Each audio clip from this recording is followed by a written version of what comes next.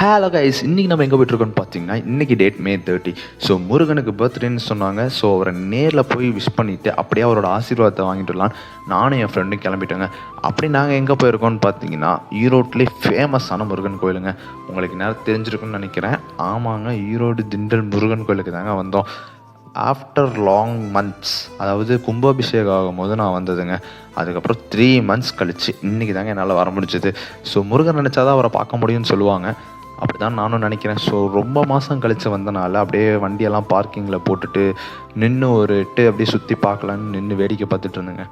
பார்க்கவே சூப்பராக இருந்துச்சு. ஸோ புதுசாக கும்பாபிஷேகம் ஆன கோபுரத்து வழியாக மேலே போகலான்ட்டு நின்று மேலே அண்ணாந்து பார்த்தா கோபுரம் பார்க்க சூப்பராக இருந்துச்சுங்க.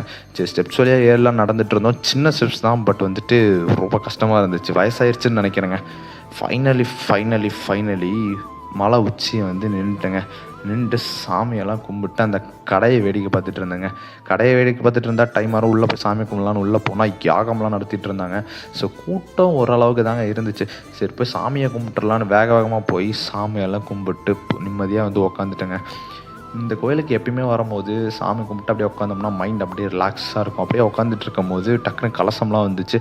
சேர்னு எந்திரிச்சு நின்று சாமியெல்லாம் கும்பிட்டு சரி போகலாம் அப்படின்னு வரும்போது அப்படியே வந்தால் இந்த இடம் தாங்க. இந்த இடத்துல தான் கூடிய சீக்கிரமே வந்துட்டு வேர்ல்டு லார்ஜஸ்ட் முருகன் சிலை வரப்போகுது. எனக்கு அக்யூரேட்டாக அதோட ஹைட்டு தெரில, பட் 208ன்னு நினைக்கிறேங்க. போக போக கூட்டம் வர ஆரம்பிச்சிருச்சு. என்ன ஏதுன்னு பார்த்தா தங்கத்தேர் இருக்கிற டைம் ஆயிடுச்சு. தங்கத்தேர் இருக்காமல் வேலையெல்லாம் பார்த்துட்டு இருந்தாங்க. சரி, நமக்கு டைம் இல்லை, சீக்கிரமாக கிளம்பணுங்கிறனால கீழே ஒரு கோயில் இருக்குது. ஸோ அதை போய் பார்த்துட்டு சாமி கும்பிட்டு கிளம்பலான்ட்டு அப்படியே ஸ்டெப்ஸ்லேயே கீழே இருக்கிற கோயிலில் சாமியெல்லாம் கும்பிட்டு நல்லா நெத்தியில் நல்லா பட்டையெல்லாம் போட்டுட்டு ஃப்ரெண்டை கூட்டிகிட்டு வாடா போகலாம் டைம் ஆச்சுன்னு அப்படின்னு கூட்டிகிட்டு கிளம்பிட்டேங்க.